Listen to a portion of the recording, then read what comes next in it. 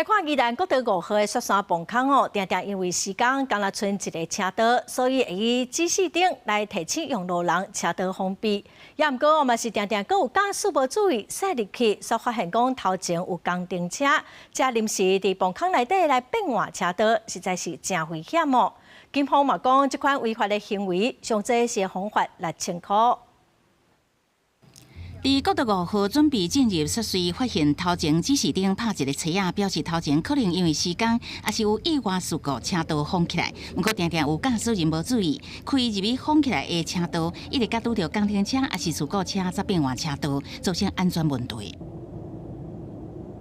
西山隧道13公里长入去了后，照规定袂使变换车道。民众入去崩坑前，爱注意相关的车辆灯，安尼无较会违规。不过，也有民众讲入去崩坑内开甲一半车道，因为事故这个原因封起来情形，拄着阻碍时阵，只好避免违规变换车道。你有发现有人进去了，那个打岔的车道，你会觉得不太好？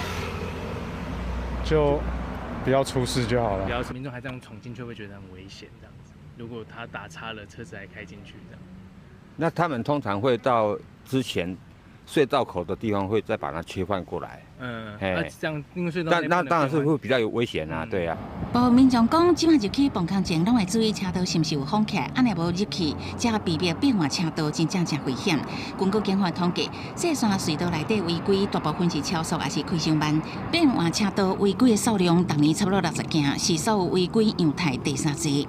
本大队呼吁驾驶人驾车时应随时注意车前状态。警方指出，若是严重封闭的车道是属有伫高速公路无依照标志标线号志指示行车，依照道交条例，处汽车驾驶人3000块以上6000块以下罚款。违规伫崩坑内变换车道，也会当依法开罚。呼吁驾驶人应该随时注意路况，避免违规。记者采访报道。